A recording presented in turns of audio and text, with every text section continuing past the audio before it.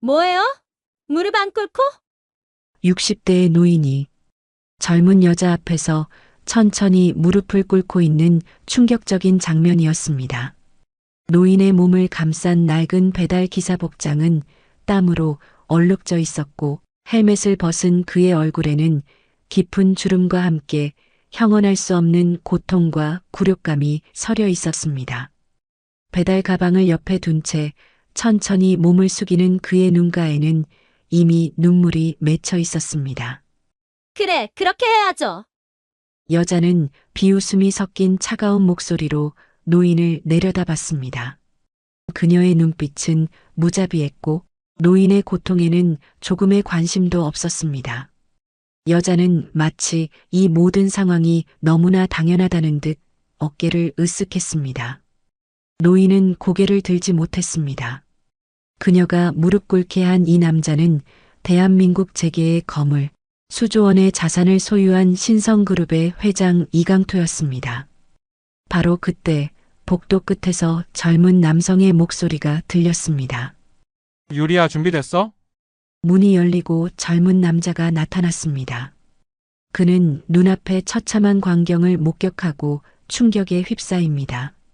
수조 원의 자산을 소유한 신성그룹의 회장 이강토는 왜 이런 굴욕을 당하고 있는 걸까요? 이야기가 궁금하시다면 구독과 좋아요 눌러주세요. 댓글로 지금 어디서 시청하고 계신지 소통해 주신다면 앞으로 더 좋은 영상 제작에 큰 힘이 됩니다. 새벽 6시 서울 한복판에 자리한 최고급 펜트하우스에서 알람 소리가 울렸습니다. 강토는 천천히 눈을 떴습니다. 창밖으로는 아직 어둠에 쌓인 한강의 모습이 거대하게 펼쳐져 있었지만 이미 하루를 시작하는 강토의 의지를 꺾을 수는 없었습니다.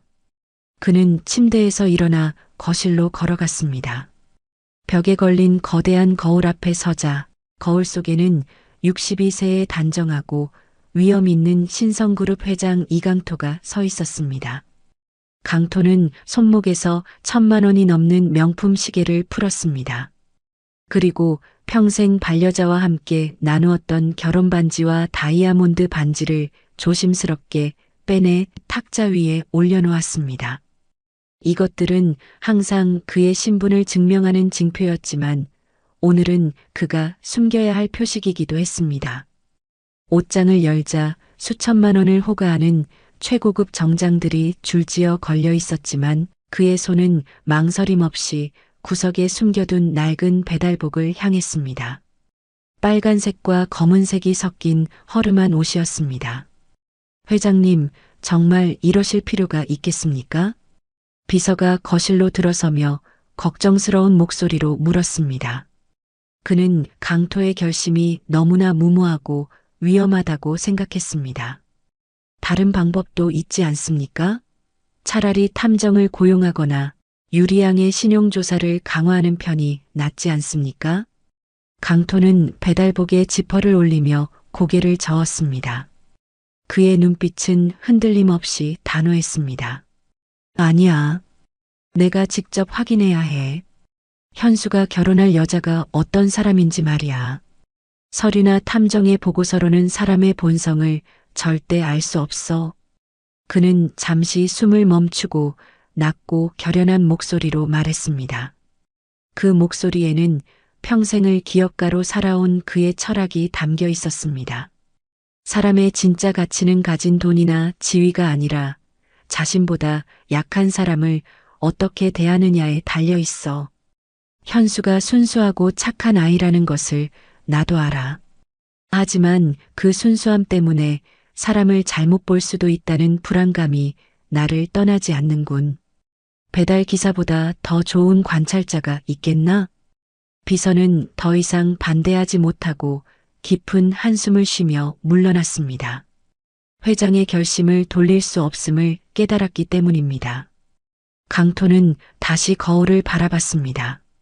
이제 거울 속에는 신성그룹의 회장이 아닌 그저 하루 벌어 하루를 사는 듯한 평범한 60대 배달 기사가 서 있었습니다. 그의 모습은 완벽하게 변장되어 있었습니다. 그는 거울을 향해 중얼거렸습니다. 오늘이면 모든 것이 끝난다. 내 아들 현수의 행복을 위해서라면 이 정도의 굴욕은 아무것도 아니야. 강토는 낡은 헬멧을 챙겨 펜트하우스를 나섰습니다. 지하 주차장으로 내려가자 수억 원짜리 외제차들이 줄지어 주인을 기다리고 있었지만 그의 발걸음은 구석에 세워둔 낡은 오토바이로 향했습니다. 오토바이에 시동을 걸자 투둑투둑 거친 소리가 새벽의 정적을 깨뜨렸습니다. 강토는 헬멧을 쓰고 새벽의 차가운 바람을 맞으며 주차장을 빠져나갔습니다. 그의 심장은 긴장과 기대로 빠르게 뛰고 있었습니다.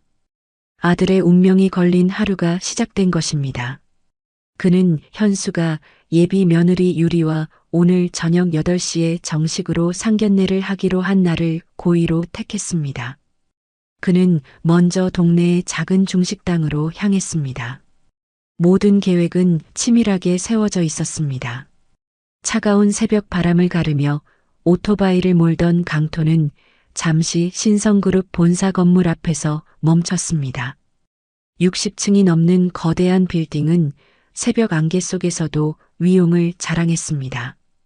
보통 때라면 그는 최상층 회장실에서 하루를 지휘하고 있을 시간이었지만 오늘은 낡은 배달기사 복장을 하고 길가에 서 있었습니다. 건물 안을 올려다보니 이미 불이 켜진 사무실들이 보였습니다. 직원들이 이른 시간부터 출근하여 열심히 일하고 있는 모습이었습니다. 모두들 열심히 일하는구나. 나도 오늘은 다른 중요한 일을 해야지. 강토는 씁쓸하게 미소 지으며 다시 오토바이에 올라탔습니다. 그의 목적지는 현수의 여자친구 한유리가 자주 주문한다는 동네의 작은 중식당이었습니다. 일주일 전 강토는 비서를 통해 이 중식당의 사장을 미리 만났습니다. 그는 사장에게 거액의 금액을 지불하고 단 하루만 배달 기사로 일하게 해달라고 부탁했었습니다. 사장은 처음에는 황당함과 놀라움을 감추지 못했지만 강토가 오직 개인적으로 확인해야 할 일이 있다고만 단호하게 말하자 더 이상 묻지 않고 승낙했습니다. 거절할 수 없는 금액이기도 했지만 강토의 진지함이 사장의 마음을 움직였기 때문입니다. 중식당에 도착하자 50대의 통통한 체구를 가진 사장이 그를 반갑게 맞이했습니다. 사장은 혹시나 다른 직원들이 들을까 조심스러운 목소리로 말했습니다. 김 기사님, 약속대로 오셨네요. 정말 대단하십니다. 회장님, 김 기사님. 강토는 사장의 실수에 웃으며 배달 가방을 점검했습니다. 네, 사장님. 오늘 배달이 많습니까?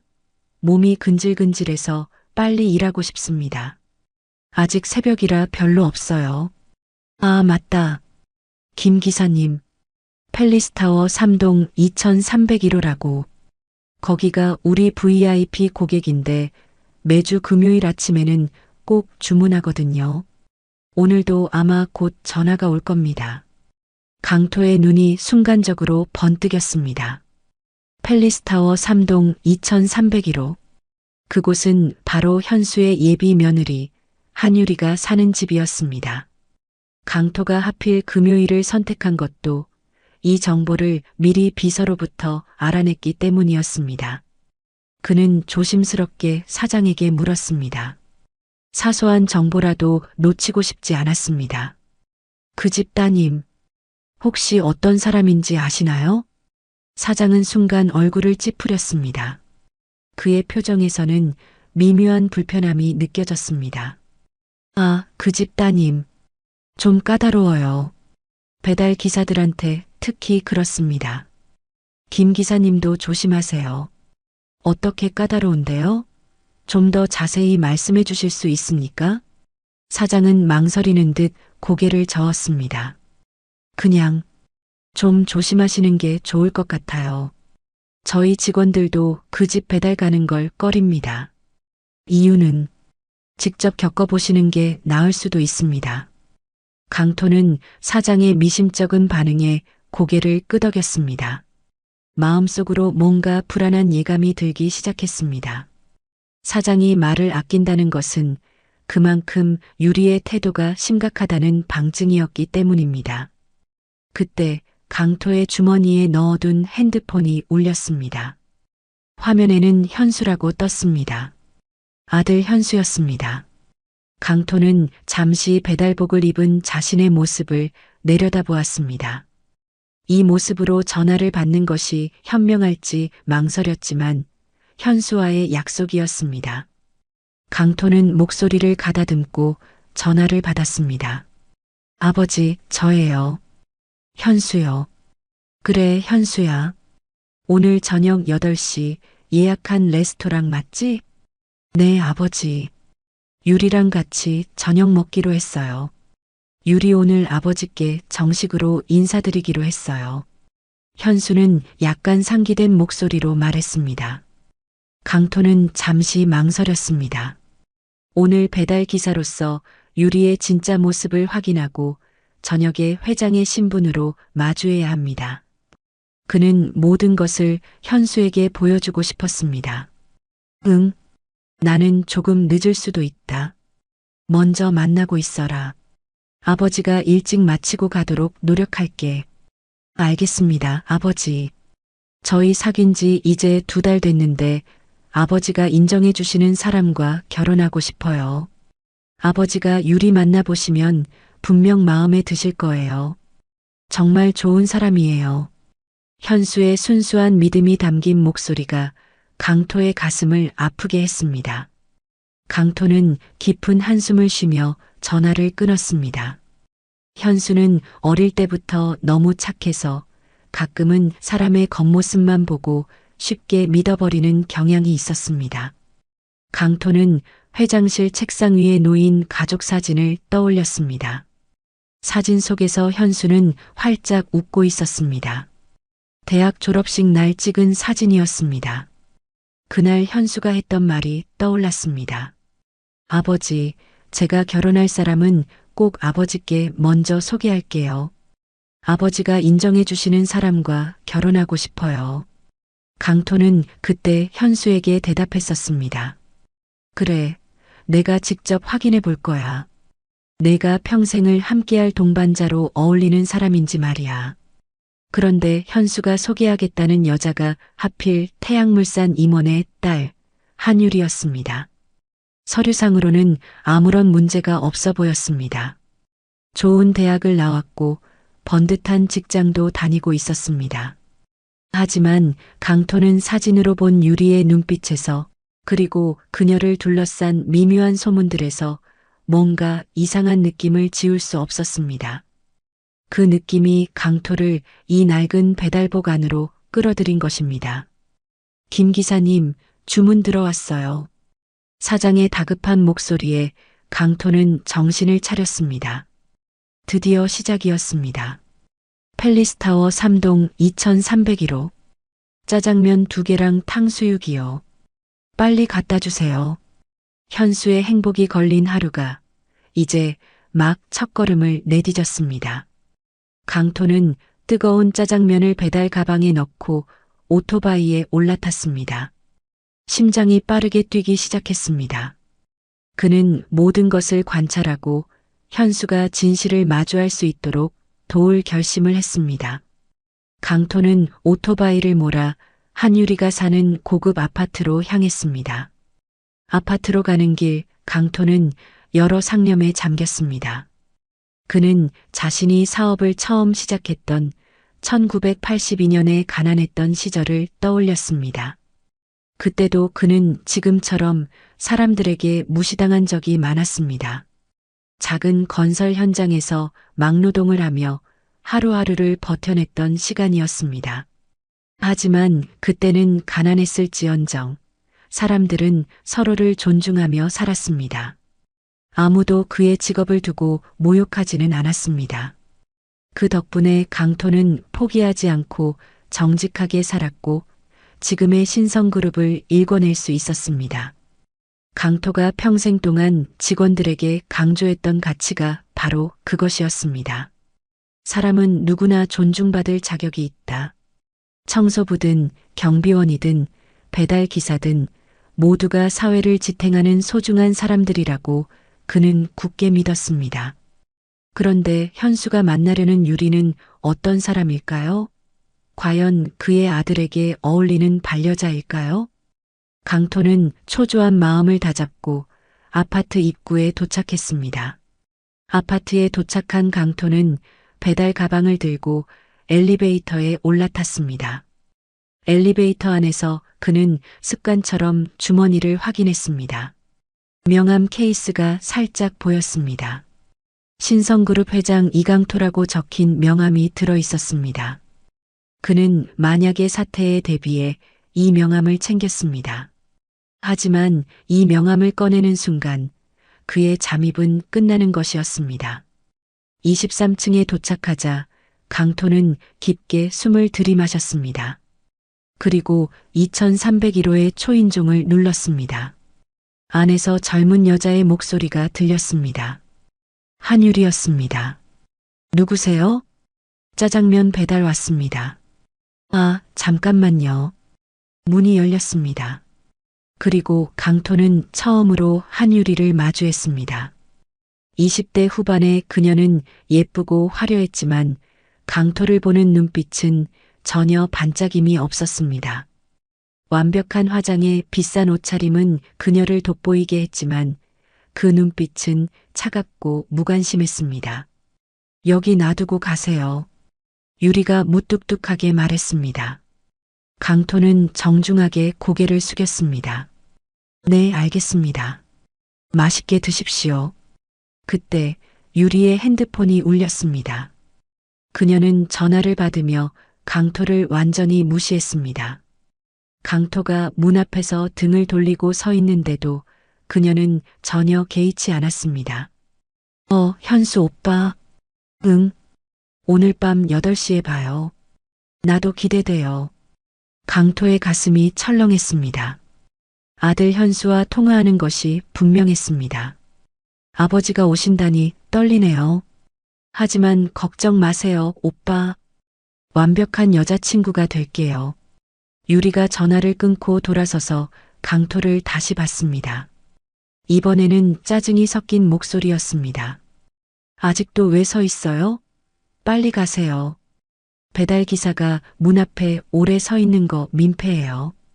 강토는 아무 말 없이 돌아섰습니다.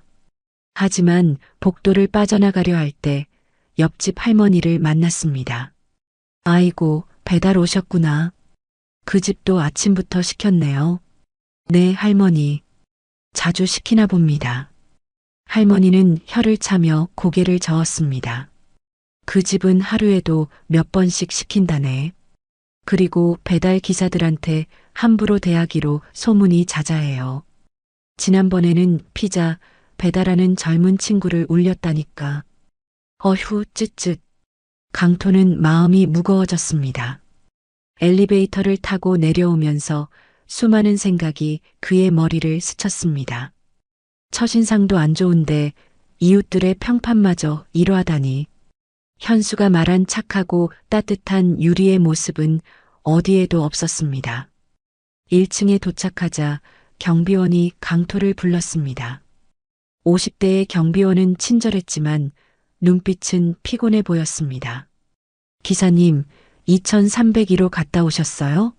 네. 왜 그러세요? 아, 그 집 민원이 제일 많아서요. 특히 딸이 배달 기사들을 괴롭히는 걸로 유명합니다. 툭하면 뭐 하나라도 꼬투리를 잡아서 사과를 받으려 하니 조심하세요. 강토는 고개를 끄덕였습니다. 유리의 행동이 한두 번이 아님을 확인했습니다. 오토바이에 올라타며 시계를 확인했습니다. 오전 8시, 저녁 8시까지는 아직 12시간이 남아 있었습니다. 그때 핸드폰이 울렸습니다. 중식당 사장이었습니다. 김 기사님, 아까 그 2301호에서 또 전화 왔어요. 팔보채도 추가한대요. 1시간 후에 받고 싶답니다. 강토는 놀랐습니다. 짜장면을 받은 지 30분도 채 안 되었는데 벌써 또 시킨다는 것이 믿기지 않았습니다. 사장이 설명을 덧붙였습니다.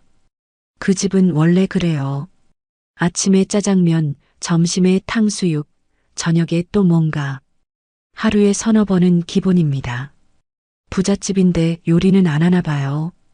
게다가 배달 시간을 지정해서 1시간 단위로 시키는 것도 버릇입니다. 강토는 속으로 생각했습니다. 이렇게 되면 오늘 유리를 여러 번 더 볼 수 있겠군. 현수가 모르는 유리의 진짜 모습을 확인할 기회가 더 생긴 거야. 그리고 오늘 밤 8시 모든 진실이 밝혀질 것입니다. 현수가 유리의 진짜 모습을 알게 될 때 과연 어떤 선택을 할까요? 그것이 강토의 가장 큰 걱정이었습니다. 하늘이 점점 밝아오고 있었습니다. 긴 하루가 그리고 중요한 관찰이 시작되고 있었습니다. 강토는 다시 중식당으로 향했습니다. 그는 이 하루가 현수의 미래를 결정할 것이라고 믿었습니다. 1시간이 지났습니다. 강토는 팔보채를 들고 다시 2301호 앞에 섰습니다. 이번에는 어떤 모습을 보게 될까요? 초인종을 누르자 안에서 짜증 섞인 목소리가 들렸습니다. 뭐예요? 문 앞에 놓고 가요. 귀찮게 왜 자꾸 초인종을 눌러요? 문이 열렸습니다. 유리는 이번에는 명품 운동복을 입고 있었습니다. 얼굴에는 마스크팩을 붙이고 있었고 머리는 대충 묶은 상태였습니다. 그녀는 강토를 위아래로 훑어봤습니다. 아까 그 아저씨네. 하루 종일 배달만 하는 거예요? 다른 사람 좀 시키지. 강토는 정중하게 고개를 숙였습니다. 네. 팔보채 갖다 드렸습니다. 유리는 코웃음을 쳤습니다. 그 소리에는 경멸과 무시가 담겨 있었습니다. 나이가 많아 보이는데 젊었을 때 대체 뭘 했길래 아직도 배달이나 하고 있어요? 제대로 된 직업을 가졌어야지. 그 순간 강토의 가슴 속에서 뜨거운 무언가가 욱하고 올라왔습니다. 수십 년간 신성그룹을 이끌어온 그의 자존심이 무너지는 듯 했습니다. 하지만 그는 현수를 떠올리며 간신히 분노를 참았습니다. 오늘은 회장이 아닌 오직 관찰자로서의 역할만 해야 했습니다. 열심히 살고 있습니다, 손님. 강토는 겨우 목소리를 내었습니다. 뭐가 열심히 살고 있다는 거예요? 제대로 된 직업도 없으면서 배달이나 하는 주제에. 유리는 지갑에서 현금을 꺼내 강토에게 던졌습니다. 10,000원짜리 몇 장과 1,000원짜리 한 장이 바닥에 떨어졌습니다. 강토는 천천히 허리를 굽혀 돈을 주었습니다. 이 굴욕적인 행동이 바로 유리의 본성이라는 증거였습니다. 그는 돈을 줍는 순간 현수의 눈에 이 장면을 그대로 보여주고 싶다는 충동을 느꼈습니다. 바로 그때 유리의 핸드폰이 울렸습니다. 화면에 엄마라고 떴습니다. 유리는 강토가 아직 문 앞에 서 있다는 사실조차 신경 쓰지 않고 전화를 받았습니다. 엄마. 응. 오늘 저녁에 신성그룹 아들 현수 오빠 아버지한테 정식으로 인사하기로 했어. 2달 동안 만났는데 이제 결혼 이야기가 나올 것 같아. 강토의 귀가 쫑긋 섰습니다. 그는 숨 쉬는 것조차 잊고 유리의 대화에 집중했습니다. 엄마, 이번엔 정말 대박이야. 신성그룹 재산이 조 단위래. 결혼하면 우리 집안도 완전 바뀌는 거야. 엄마도 알잖아. 그동안 내가 얼마나 고생했는지. 어머니가 뭐라고 말하는지는 들리지 않았지만 유리는 계속해서 속물적인 본심을 거침없이 쏟아냈습니다. 사랑? 엄마, 그런 게 뭐가 중요해? 돈이 있으면 다 되는 세상이야. 사랑은 나중에 생기는 거고 일단 결혼부터 하는 게 중요하지. 현수 오빠 순진해서 다 믿어. 게다가 엄마, 내가 예쁘잖아. 남자들은 다 내 외모에 넘어가. 현수 오빠도 마찬가지야. 완벽한 여자친구 연기하는 거 식은 죽 먹기야. 강토의 손이 미세하게 떨렸습니다. 그의 아들을 돈으로만 보고 기회를 노리는 여자였습니다. 그의 가슴은 아파왔습니다. 일단 결혼부터 하고 나면 그 다음은 내 마음대로 해도 돼. 시어머니도 없다니까 더 좋아. 잔소리할 사람도 없고. 걱정 마, 엄마. 내가 다 알아서 할게. 강토의 가슴이 철렁했습니다.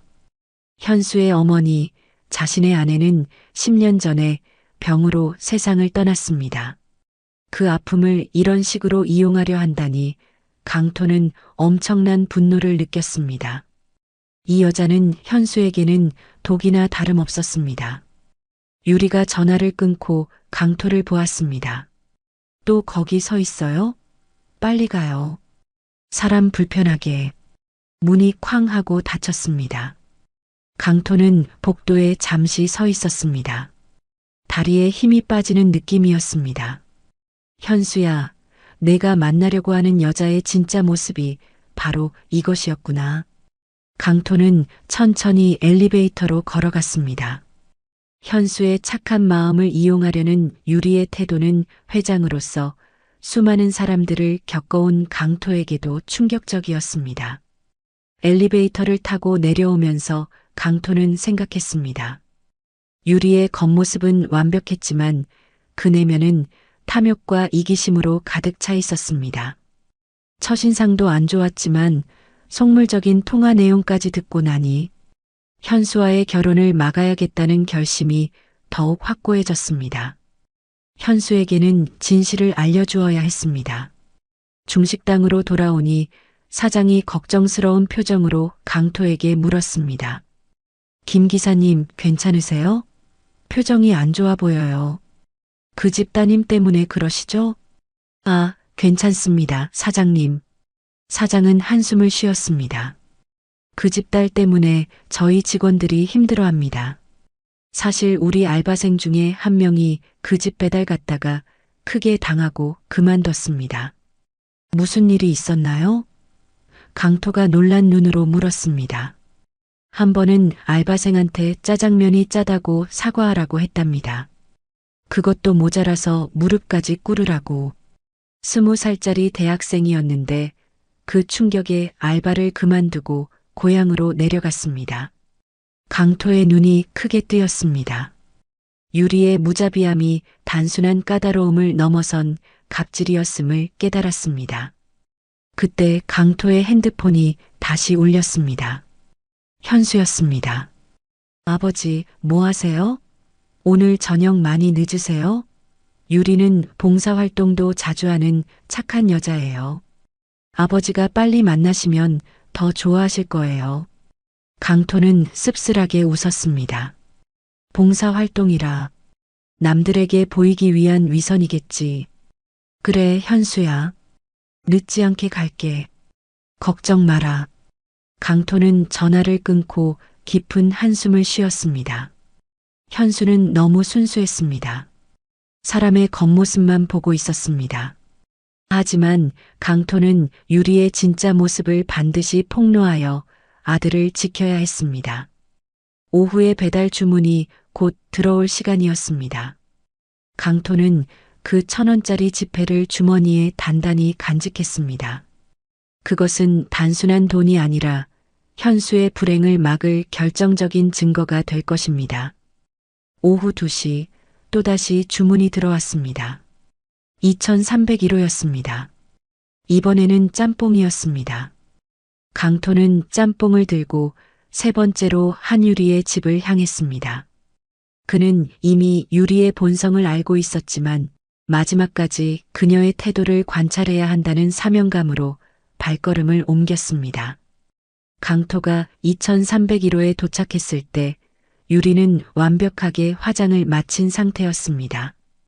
고급 원피스를 입고 있었고 저녁 약속을 위해 준비하고 있는 모습이었습니다.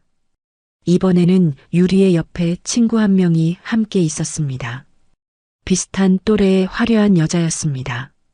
이 아저씨 또 왔네. 유리가 귀찮다는 듯이 말했습니다. 옆에 있던 친구가 유리를 보며 킥 웃었습니다. 유리야, 이 아저씨가 오늘 계속 배달 오는 사람이야? 저 나이 먹고도 배달이나 하고 있어? 우리 아빠 나이쯤 되는 것 같은데. 유리는 친구의 말에 크게 웃음을 터뜨렸습니다. 그 웃음은 강토의 가슴을 짓밟는 듯 했습니다. 그러니까 공부를 안 하면 저렇게 되는 거야. 젊었을 때 열심히 살았어야지. 안 그래요, 아저씨? 저희 아빠는 태양물산 임원인데 아저씨는 하루 종일 오토바이만 타잖아요. 강토는 이를 악물고 참았습니다. 주먹을 꽉 쥐었다가 다시 펴는 행동을 반복했습니다. 그의 눈빛은 흔들리지 않았습니다. 그는 그저 음식을 내려놓으며 정중하게 말했습니다. 여기 음식입니다. 맛있게 드십시오. 그냥 놔두고 가요. 아, 그리고 이거. 유리는 지갑에서 1,000원짜리 지폐 한 장을 꺼내 강토에게 던졌습니다. 돈은 바닥에 떨어져 짬뽕 국물이 묻은 배달 가방 옆에 닿았습니다. 팁이요. 이걸로 커피라도 사드세요, 아저씨. 고생하셨어요. 오늘은 일당 좀 벌겠네요. 친구는 또다시 깔깔 웃었습니다. 1,000원? 유리야, 너무 후한 거 아니야? 두 사람은 깔깔 웃으며 문을 닫았고 강토는 복도에 서서 바닥에 떨어진 1,000원을 내려다보았습니다. 1,000원짜리 지폐 한 장이 그의 눈에는 수조원의 재산보다 더 무겁게 느껴졌습니다. 이 1,000원짜리는 유리에 비뚤어진 사람에 대한 경멸의 상징이었습니다. 강토는 1982년 자신이 사업을 처음 시작했을 때를 떠올렸습니다. 그때는 정말 가난했지만 사람들은 서로를 존중했습니다. 지금은 어떻습니까?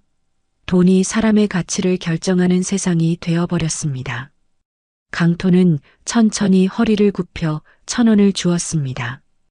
이 지폐는 오늘 밤 현수에게 유리의 진짜 모습을 보여줄 결정적인 증거가 될 것입니다. 중식당으로 돌아오는 길에 강토는 다른 배달 기사를 만났습니다.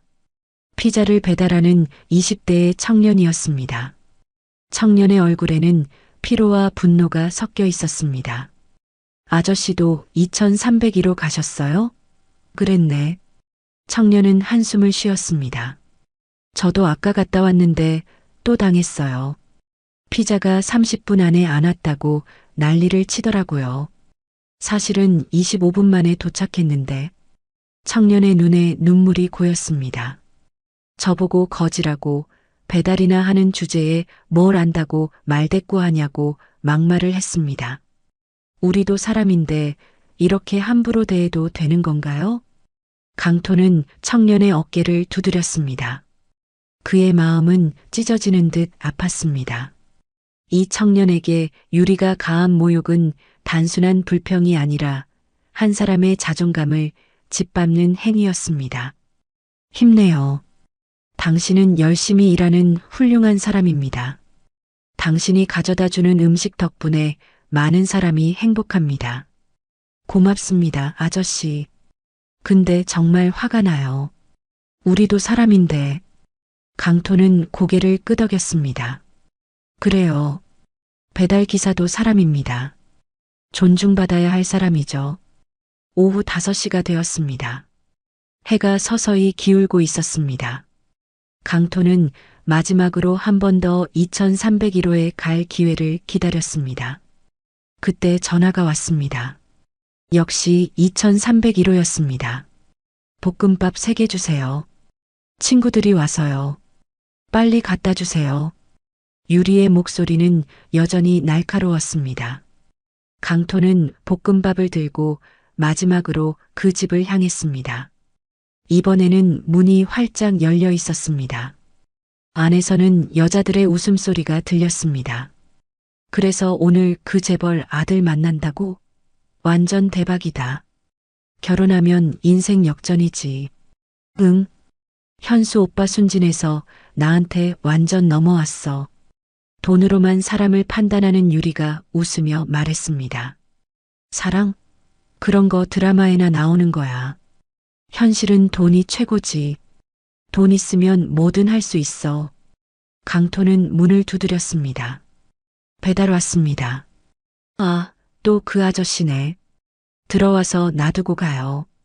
강토가 거실로 들어갔습니다.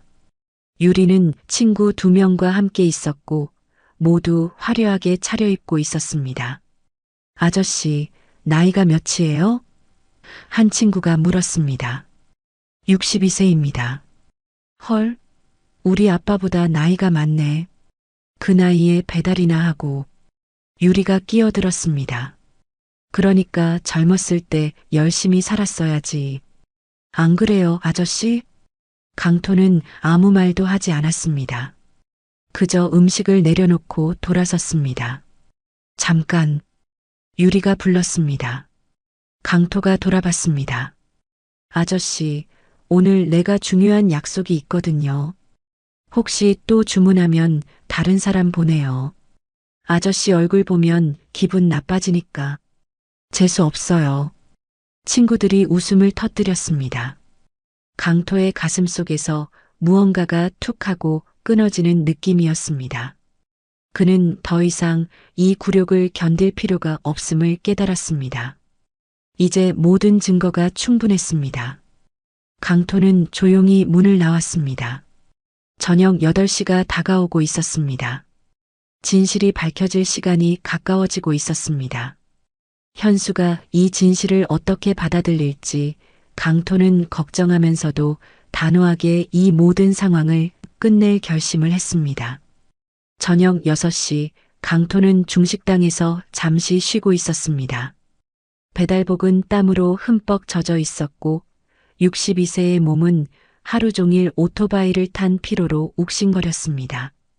회장으로서 누리던 편안함과는 정반대의 고통이었지만 그는 오히려 정신이 맑아지는 것을 느꼈습니다. 그때 가게에 전화벨이 울렸습니다. 또 2301호였습니다. 아까 시킨 볶음밥이 너무 짰어요. 다시 만들어서 가져와요. 지금 당장. 유리의 날카로운 목소리가 들렸습니다. 사장은 인상을 찌푸렸습니다. 하지만 볶음밥은 2시간 전에 배달해준 음식이었습니다. 손님, 2시간 전에 배달해드린 음식인데요. 그게 무슨 상관이에요? 제가 지금 먹어봤더니 짜다고요. 빨리 다시 가져와요. 지금 당장. 전화가 일방적으로 끊겼습니다. 사장은 고개를 저으며 강토에게 말했습니다. 김 기사님, 어쩔 수 없네요. 한 번만 더 수고해 주세요. 아닙니다. 사장님, 저는 괜찮습니다. 강토는 새로 만든 볶음밥을 들고 다시 그 집으로 향했습니다. 해는 지고 있었고 거리는 퇴근하는 사람들로 붐볐습니다. 아파트 앞에서 강토는 경비원을 만났습니다. 또 2301호 가시는 거예요? 네, 그렇습니다. 경비원이 혀를 찼습니다. 그 집 오늘 유난히 심하네요. 아까도 택배 기사한테 소리 지르더니 상자에 흠집이 났다고 난리였어요. 물건은 멀쩡한데 상자만 보고요. 택배 기사가 사과했는데도 계속 화를 내더라고요. 정말 악질입니다. 강토는 한숨을 쉬었습니다. 유리의 악행이 점점 더 드러나고 있었습니다. 그는 엘리베이터를 타고 올라가면서 생각했습니다. 이런 사람이 우리 집안의 며느리가 된다면 상상만 해도 끔찍했습니다. 현수뿐만 아니라 신성그룹의 모든 직원들까지 고통받을 것이 분명했습니다. 2301호에 도착했습니다. 초인종을 누르자 문이 거칠게 열렸습니다. 유리는 짜증 가득한 얼굴로 서 있었습니다. 이번에는 검은색 드레스를 입고 있었는데 아마 저녁 현수와의 약속을 위한 준비였을 것입니다. 왜 이렇게 늦어요? 지금 몇 시인 줄 알아요? 빨리 가져와요. 죄송합니다. 새로 만들어서 갖고 오느라 그랬습니다. 그냥 놔두고 가요. 아, 잠깐. 유리가 강토를 불렀습니다. 그녀의 눈이 번뜩였습니다. 무언가 새로운 굴욕을 안겨줄 생각에 신이 난 표정이었습니다. 아저씨, 무릎 꿇어요. 강토는 귀를 의심했습니다. 뭐라고요? 무릎 꿇으라고요. 손님한테 불량품을 팔았으니 사과해야 하는 거 아니에요? 볶음밥이 짜서 내 기분을 망쳤잖아요. 강토의 다리가 미세하게 떨렸습니다. 수십 년간 신성그룹을 이끌어온 그의 자존심이 짓밟히는 순간이었습니다. 하지만 그는 오늘의 목적을, 아들의 행복을 생각했습니다. 결정적인 장면이 필요했습니다. 강토는 천천히 무릎을 꿇었습니다. 묵직한 고통과 함께 굴욕감이 그의 온몸을 짓눌렀습니다. 죄송합니다, 손님. 음식에 문제가 있었습니다. 62세의 노인이 20대의 젊은 여자 앞에서 무릎을 꿇은 것입니다. 강토의 눈에는 결국 눈물이 맺혔습니다. 그것은 굴욕의 눈물이라기보다는 아들을 위해 감수하는 희생의 눈물에 가까웠습니다. 유리가 비웃었습니다. 그래, 그렇게 하는 거예요. 앞으로는 제대로 된 음식 가져와요.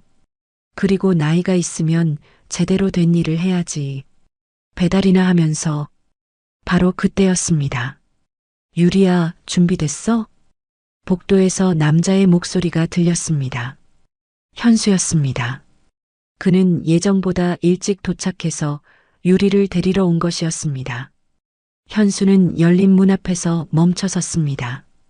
그리고 그 충격적인 광경을 두 눈으로 똑똑히 봤습니다. 검은 드레스를 입은 자신의 여자친구 유리가 무릎 꿇은 배달 기사를 비웃고 있는 모습이었습니다. 유리야, 이게 무슨 일이야? 현수의 얼굴이 순식간에 굳어졌습니다. 유리는 재빨리 표정을 바꾸었습니다. 당황했지만 순간적으로 상황을 모면하려는 위선적인 표정이었습니다. 아, 오빠 벌써 왔어? 이 아저씨가 배달 실수를 해서 무릎을 꿇고 계시잖아. 내가 실수했다고 사과하라고 했지 무릎 꿇으라고 한 건 아니야. 현수의 목소리가 차갑게 가라앉았습니다. 강토는 천천히 일어섰습니다. 현수와 눈이 마주쳤습니다. 하지만 현수는 낡은 배달복과 헬멧으로 가려진 아버지를 알아보지 못했습니다. 어르신, 괜찮으십니까? 현수가 강토를 불렀습니다. 괜찮습니다. 강토는 애써 평온한 목소리로 대답했습니다. 그는 고개를 숙이고 엘리베이터로 걸어갔습니다. 뒤에서 현수와 유리의 대화가 들려왔습니다. 유리야, 방금 그건 너무한 거 아니야? 나이 많은 어르신을. 오빠, 그 사람이 잘못해서 그런 거야. 신경 쓰지 마. 빨리 가자. 늦겠어. 엘리베이터 문이 닫혔습니다. 강토는 깊은 한숨을 쉬었습니다. 아들이 그 장면을 직접 봤다는 것이 다행인지 불행인지 알 수 없었습니다. 이제 남은 것은 저녁 8시 레스토랑에서의 마지막 승부였습니다. 강토는 반드시 현수가 진실을 마주하도록 만들어야 했습니다. 1층에 내려온 강토는 젊은 남자를 만났습니다. 깔끔한 정장을 입은 30대의 남자였습니다. 어르신, 괜찮으세요? 아, 괜찮습니다. 남자는 명함을 꺼냈습니다. 저는 이 아파트에 사는 변호사입니다. 방금 2301호에서 나오시는 걸 봤는데 괜찮으신지 걱정되어서요. 강토는 놀랐습니다. 보셨습니까? 네. CCTV로요. 그 집은 워낙 민원이 많아서 관리사무소에서 늘 주시하고 있거든요. 방금 그 여자가 어르신께 무릎 꿇으라고 한 것도 모두 녹화되었습니다. 그 여자 한유리 씨 말입니다. 변호사는 계속해서 유리의 악행을 폭로했습니다. 한 달 전에는 치킨 배달하는 고등학생을 울렸어요. 그 아이가 너무 불쌍해서 제가 달래줬죠. 그 여자는 완전히 이중인격입니다. SNS에는 자기가 얼마나 선한 사람인지 계속 올려요. 봉사활동 사진, 기부 인증 같은 거요. 그는 변호사에게 감사를 표하고 중식당으로 돌아왔습니다. 시계를 보니 7시였습니다. 1시간 후면 레스토랑에서 정식으로 유리를 만날 시간이었습니다. 사장이 다가왔습니다. 김 기사님, 이제 퇴근하시죠. 오늘 정말 고생 많으셨습니다. 감사합니다, 사장님. 강토는 배달복을 벗고 화장실에서 얼굴을 씻었습니다. 거울을 보니 피곤한 얼굴이 보였습니다. 무릎을 꿇었던 그 순간이 계속해서 떠올랐습니다. 현수가 봤으니 분명 뭔가 느꼈을 거야. 강토는 주머니에서 명함 케이스를 꺼냈습니다. 그리고 비서에게 전화를 걸었습니다. 나야. 지금 당장 호텔로 정장 좀 가져다 줘. 오늘 현수와 유리의 관계를 마무리 지어야겠다. 30분 후 강토는 호텔룸에서 정장으로 갈아입었습니다. 수천만 원짜리 정장을 입고 명품 시계를 차고 반지를 끼웠습니다. 거울 속에는 다시 신성그룹 회장의 위험 있는 모습이 있었습니다. 하지만 강토의 마음은 여전히 무거웠습니다. 무릎을 꿇었던 굴욕적인 순간과 현수의 놀란 얼굴, 그리고 유리의 비웃음이 계속해서 떠올랐습니다. 강토는 레스토랑으로 향했습니다. 현수가 예약한 고급 레스토랑이었습니다. 입구에 들어서니 직원이 정중하게 인사했습니다. 강토는 레스토랑 안으로 들어갔습니다. 구석 테이블에 현수와 유리가 앉아 있었습니다. 하지만 분위기가 심상치 않았습니다. 현수의 표정이 어두웠고 유리는 애써 밝게 웃으려 했지만 불안해 보였습니다. 오빠, 왜 그래? 무슨 생각해? 아니야. 그냥 아까 그 일이 계속 생각나서. 그 배달 아저씨 말이야. 현수가 나직이 말했습니다. 그냥 잊어. 별일 아니야. 오빠, 오늘 중요한 날이잖아. 내가 얼마나 준비했는데. 현수가 유리를 바라봤습니다. 별일이 아니라고? 유리야, 나이 많은 어르신을 무릎 꿇게 한 게 별일 아니라고? 내가 알던 너는 이런 사람이 아니었어. 유리의 얼굴이 굳어졌습니다. 강토는 천천히 테이블로 걸어갔습니다. 현수야. 현수가 고개를 들었습니다. 아버지, 오셨어요? 유리도 돌아봤습니다. 강토는 안도의 한숨을 쉬었습니다. 유리는 아직 그를 알아보지 못했습니다. 완벽한 회장 복장과 아침의 배달 기사 복장은 너무나 달랐기 때문입니다. 안녕하세요, 아버님. 처음 뵙겠습니다. 한유리입니다. 유리가 일어나 정중하게 인사했습니다. 완벽한 미소를 지으면서 강토는 유리를 똑바로 바라봤습니다. 몇 시간 전 이 여자 앞에서 무릎을 꿇었던 기억이 생생했습니다. 그래요. 한유리 씨, 드디어 만나네요. 현수가 불안한 표정으로 말했습니다. 아버지, 혹시 조금 전에. 강토는 손을 들어 현수를 제지했습니다. 현수야, 천천히 얘기하자. 오늘은 중요한 날이니까. 유리가 긴장한 듯 물을 마셨습니다. 그녀의 손이 미세하게 떨리고 있었습니다. 폭풍 전야의 고요함이었습니다.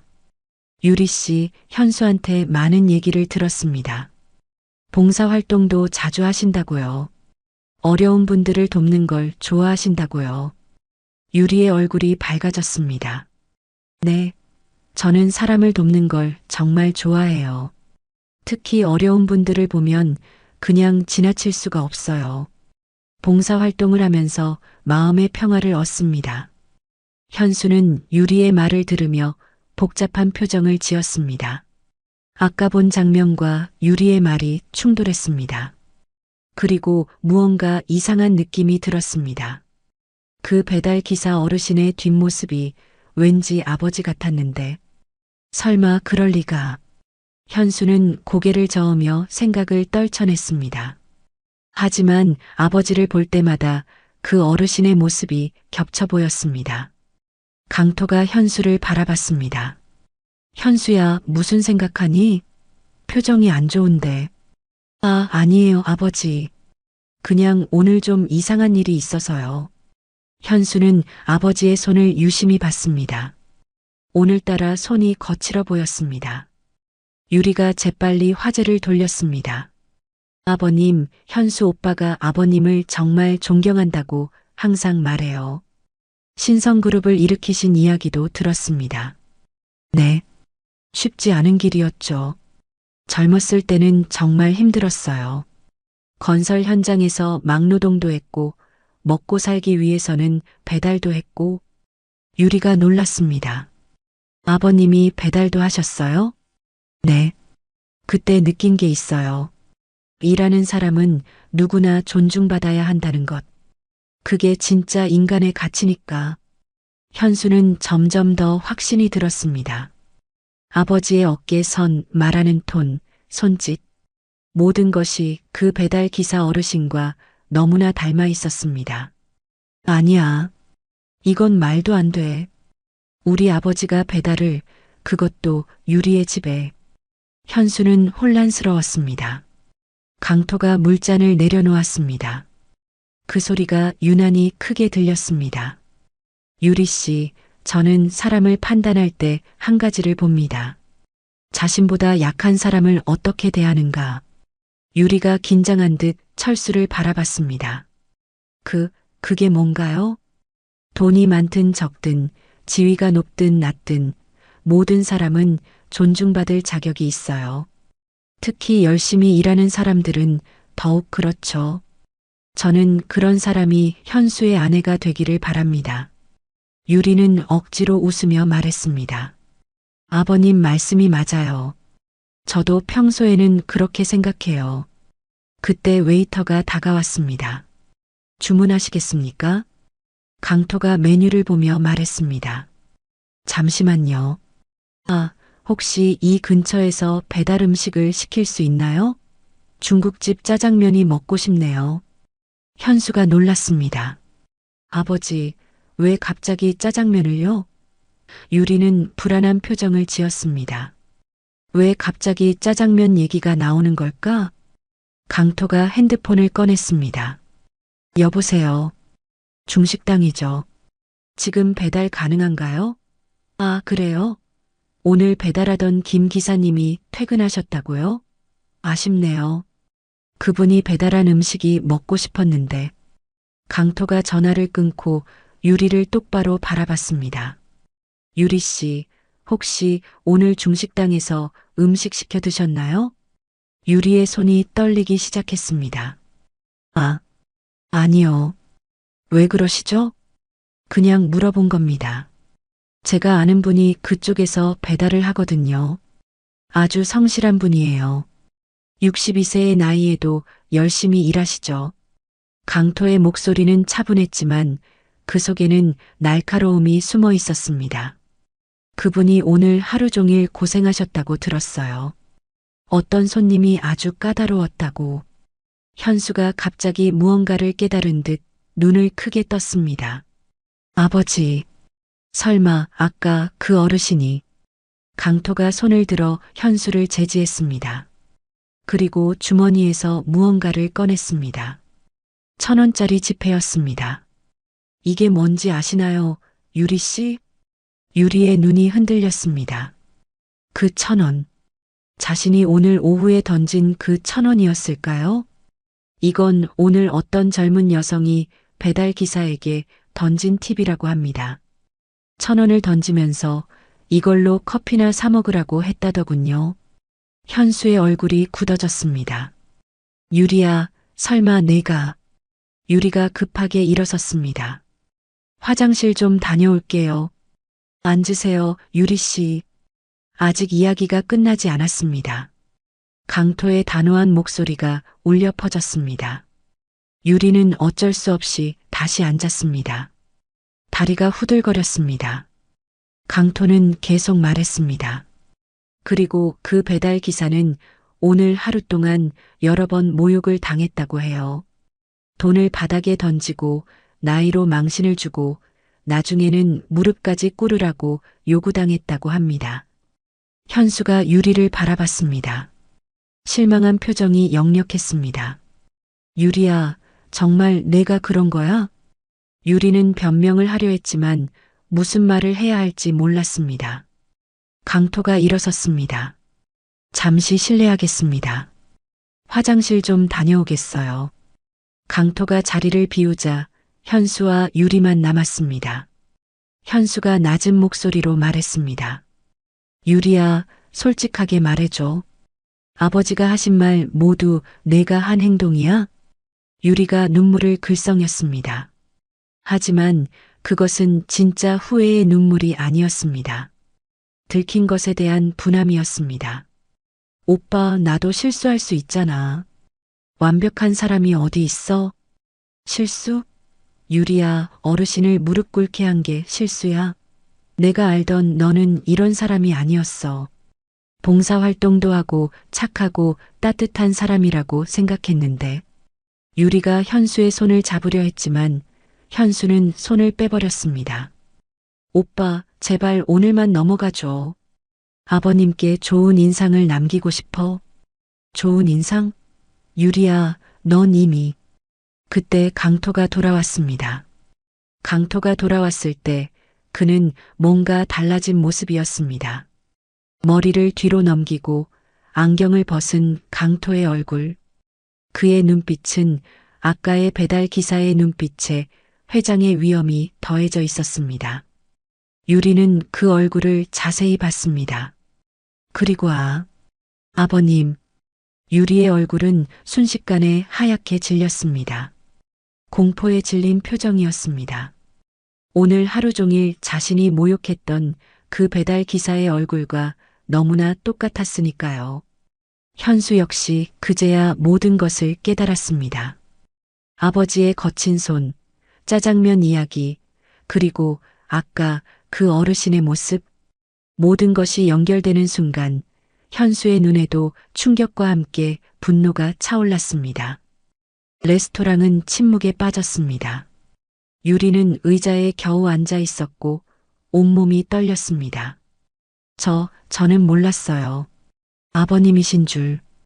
유리의 목소리는 간신히 들릴 정도였습니다. 강토는 차분하게 말했습니다. 몰랐다고 해서 당신이 한 행동이 정당화되나요? 배달 기사는 모욕해도 되고 신성그룹 회장은 존중해야 한다는 뜻인가요? 모든 사람은 존중받을 가치가 있습니다. 유리 씨. 유리는 대답할 수 없었습니다. 눈물이 흘러내렸습니다. 하지만 그것은 자신의 꿈, 즉 신성그룹 안주인의 꿈이 무너진 것에 대한 절망의 눈물이었습니다. 현수가 자리에서 일어섰습니다. 그의 얼굴에는 단호함이 가득했습니다. 그는 아버지의 희생과 고통을 떠올리며 유리를 바라봤습니다. 유리 씨, 우리는 여기까지입니다. 당신이 아무리 아름답고 능력 있어도 당신의 내면은 결국 타인의 굴욕 위에서 만족하는 사람이었습니다. 당신은 내 아버지를 무릎 꿇게 했어. 62세 노인에게 돈을 던지며 모욕했다고. 현수의 목소리에는 분노와 함께 슬픔이 섞여 있었습니다. 오빠, 제발 한 번만 용서해줘요. 다시는 안 그럴게요. 오빠를 진심으로 사랑해요. 유리가 급하게 변명했습니다. 사랑? 당신은 나를 사랑한 게 아니라 신성그룹 후계자를 사랑한 거잖아. 돈과 지위로 사람을 판단하는 당신의 본 모습을 봤어. 나는 그런 사람과 평생을 함께할 수 없어. 현수는 단호하게 고개를 저었습니다. 강토가 천천히 일어섰습니다. 유리 씨, 마지막으로 한 가지 알려드릴 게 있어요. 유리가 두려운 눈으로 강토를 바라봤습니다. 오늘 당신이 저에게 한 모든 행동은 아파트 CCTV에 녹화되어 있습니다. 저는 태양물산 임원이신 당신 아버지께 내일 그 영상을 보내드릴 생각입니다. 딸이 어떤 사람인지 아셔야 할 것 같아서요. 그리고 제가 왜 현수와의 결혼을 막았는지도 이해하셔야 할 테니까요. 유리는 절망하며 무릎을 꿇었습니다. 아이러니하게도 몇 시간 전 강토에게 시켰던 그 자세였습니다. 제발 그것만은 안 돼요. 아버지가 알면 저를. 강토는 유리를 내려다봤습니다. 이제야 무릎 꿇는 사람의 기분을 아시겠네요. 하지만 저는 당신처럼 사람을 무릎 꿇게 하지 않습니다. 강토는 유리를 일으켜 세웠습니다. 일어나세요. 유리 씨, 이번 일을 교훈으로 삼으세요. 사람의 가치는 가진 돈이나 직업으로 정해지는 게 아닙니다. 모든 사람은 존중받을 자격이 있어요. 유리는 아무 말도 하지 못했습니다. 눈물만 흘릴 뿐이었습니다. 현수가 아버지에게 다가갔습니다. 아버지, 정말 죄송해요. 제가 사람 보는 눈이 없었어요. 아버지께서 그런 굴욕을 당하게 만들어서. 강토는 아들의 어깨를 두드렸습니다. 그의 눈빛은 따뜻했습니다. 아니다, 현수야. 내가 오늘 올바른 선택을 했잖니. 그것으로 충분하다. 나에게는 이 경험이 내 행복을 지킨 최고의 순간이었다. 그때 레스토랑 직원이 다가왔습니다. 실례합니다만 주문하시겠습니까? 강토는 미소를 지었습니다. 아니요. 우리는 이제 가려고 합니다. 아들과 둘이서 따뜻한 짜장면이나 먹으러 가야겠네요. 현수도 웃었습니다. 네, 아버지. 오늘은 제가 살게요. 두 사람이 레스토랑을 나섰습니다. 현수는 아버지를 부축했고 레스토랑을 나가며 강토가 현수에게 마지막으로 말했습니다. 현수야, 사람을 볼 때는 항상 그 사람이 약자를 어떻게 대하는지 봐야 한다. 그게 진짜 모습이니까. 겉모습에 절대 속지 마라. 네, 아버지. 평생 잊지 않겠습니다. 밖은 어두워졌지만 두 사람의 마음은 오히려 밝아졌습니다. 아버지의 희생과 아들의 성장이 빛을 발하는 순간이었습니다. 며칠 후 유리는 SNS의 모든 가식적인 게시물을 삭제했습니다. 현수는 새로운 사람을 만났습니다. 카페에서 아르바이트하는 평범한 여자였지만 그녀는 모든 사람을 따뜻하게 대하는 진짜 착한 사람이었습니다. 강토는 가끔 그날을 떠올렸습니다. 무릎을 꿇었던 순간은 치욕적이었지만 그 덕분에 아들의 미래를 지킬 수 있었습니다. 역시 사람의 진짜 모습은 숨길 수 없었습니다. 강토는 신성그룹 회장실 창밖을 바라보며 혼잣말했습니다. 거리에는 열심히 일하는 배달 기사들이 보였습니다. 그들 모두가 존중받아야 할 소중한 사람들이었습니다. 그날 이후 강토는 매년 배달 기사들을 위한 장학금을 만들었습니다. 그들의 자녀들이 더 나은 미래를 꿈꿀 수 있도록 지원했습니다.